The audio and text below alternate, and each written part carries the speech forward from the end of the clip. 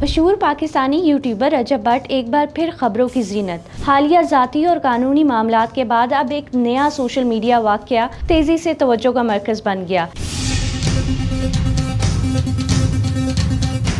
صارفین میں ایک نئی بحث چھڑ گئی۔